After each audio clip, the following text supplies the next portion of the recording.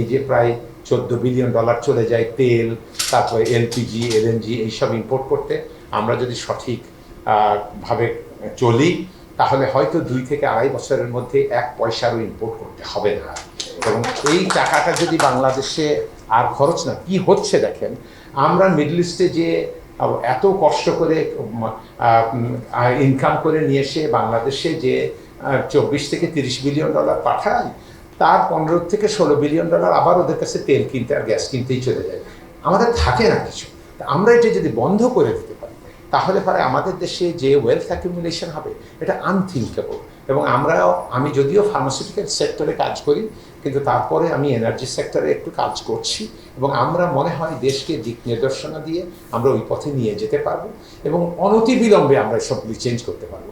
আর একটা কথা বলার লোভ সংবরণ না করে পারছি না, এটা একটু আপনাদেরকে বলি। আপনারা প্রত্যেকেই যারা বাসায় রান্না বান্না করেন, হয় তিতাস গ্যাস ইউজ করেন, নতুবা ওই সিলিন্ডার কিনে এনে এলপিজি গ্যাস দিয়ে আপনারা রান্না বান্না করেন। একটা এলপিজি গ্যাসের দাম নর্মালটাগুলি 1200 থেকে 1500, এখন 2-2.5 আশ্চর্য হবেন যে মাত্র 10 ফিট বাই 15 ফিটের যদি একটা প্যানেল ছাদের উপরে লাগান, তার থেকে যে ইলেকট্রিসিটি হবে 1.5 or 2 কিলোওয়াট পার আওয়ার। আপনি 4 ঘন্টা হলে পারে 8 কিলোওয়াট আপনার ব্যাটারি থাকবে, এবং একটা ব্যাটারি কিনলে 19 বছর চলবে।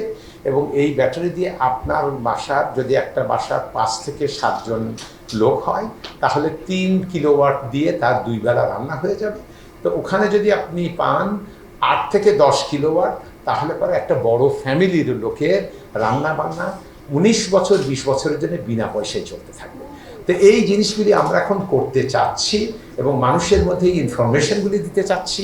এই ব্যাটারি, এই কানেক্টর, এই সোলার প্যানেল, এগুলি যাতে সমস্ত জায়গাতে আপনার অ্যাভেলেবল হয় সেগুলি নিয়ে কাজ করতে চাই।